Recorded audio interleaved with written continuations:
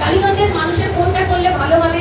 আমি যতদিন ধরে বাবাকে দেখছি তার বাইরে উনি ভাবেননি, তিনি সবসময় উন্নয়নের কথাই চিন্তা করতেন এবং তার মধ্যে আরেকটা ব্যাপার ছিল, তিনি সকলকে নিয়ে চলতে চাইতেন। তার মধ্যে যা ধর্ম তিনি কখনোই ভাবতেন এবং তিনি সকল মানুষের পাশে থেকে তার উপকার করার চেষ্টা করতেন। একটা কথা মাথায় রাখতে হবে যে এই বাইপোল ইলেকশন পশ্চিমবঙ্গে কিন্তু একটাই নির্বাচন। আপনারা জানেন যে আরজি করের ঘটনাকে কেন্দ্র করে বা এই শিক্ষকদের যে চাকরিটা চলে গেছে সেই ঘটনাকে কেন্দ্র করে বিরোধীরা আমাদের দলের পেছনে লেগেছে। আপনারা খবরের মাধ্যম খুললে বুঝতে পারছেন যে এইভাবে আমাদের তৃণমূল দলটাকে নানাভাবে কালিমালিপ্ত করার চেষ্টা করছে। আমাদের সামনে 2026 সালে বড় একটা নির্বাচন, অনেক পরীক্ষার লড়াই। সেই পরীক্ষায় একটা প্র্যাকটিস বলতে পারেন হচ্ছে এই কালীগঞ্জের উপনির্বাচন। দিদির সাথে আমার কথা হয়েছে, আমার ঘাড়ে যে গুরুদায়িত্ব, আপনি শুধু এটাই মনে করুন যে কালীগঞ্জে আমি প্রার্থী নই, কালীগঞ্জের প্রার্থী কিন্তু মমতা ব্যানার্জি। এই উপনির্বাচনের দিকে তাকিয়ে আছে গোটা ওয়েস্ট বেঙ্গল। আমি আজকে এমএলএ টিকিট পেয়ে এখানে আপনাদের কাছে এসেছি। বিগত দিনের আমার ইতিহাস আপনারা ভুলে যান, আমি একটা নতুন শুরু করছি।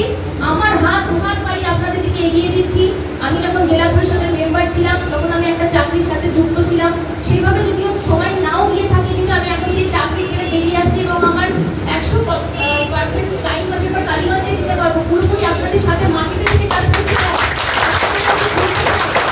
আপনাদের শুনতে চাই, সংগঠনের অংশ হতে চাই। আমি আমার হাত বাড়াচ্ছি আপনাদের দিকে, আমি আশা রাখবো আপনারাও আমি কিন্তু কালীগঞ্জের মেয়ে, আপনাদেরই মেয়ে, আপনারা আপনাদের হাতটা বাড়িয়ে দেবেন এবং আপনাকে আপনাদেরই পরিবারের একটা অংশ মনে করবেন এবং আমাকে গ্রহণ করবেন। আমি সেই দাবি রাখি এবং যেটা আমি বললাম যে পুরো ওয়েস্ট বেঙ্গলে এটা একটাই নির্বাচন, তাই পুরো ওয়েস্ট বেঙ্গলের পাখির চোখ আমাদের এই কালীগঞ্জ। আমাদের কালীগঞ্জ ব্লক শক্তিশালী ব্লক।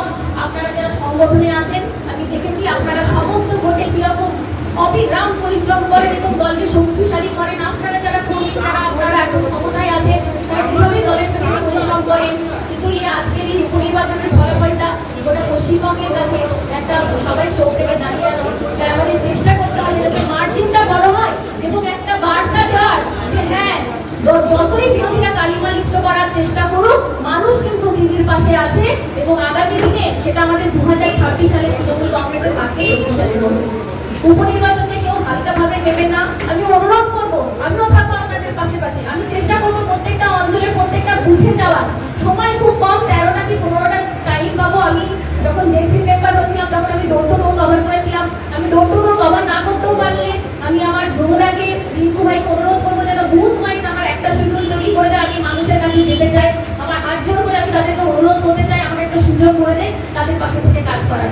আপনারা যারা কর্মী, আমি আপনাদের ছাড়া কিচ্ছু না। আমি আপনাদের কাছে দাবি রাখছি, অনুরোধ রাখছি, আপনারা মাঠে থাকুন, বিগত দিনের কথা ভুলে যান। আমি নতুন আশা নিয়ে আজকে এই মিটিংয়ের মধ্যে আপনাদের কাছে দুহাত বাড়াচ্ছি।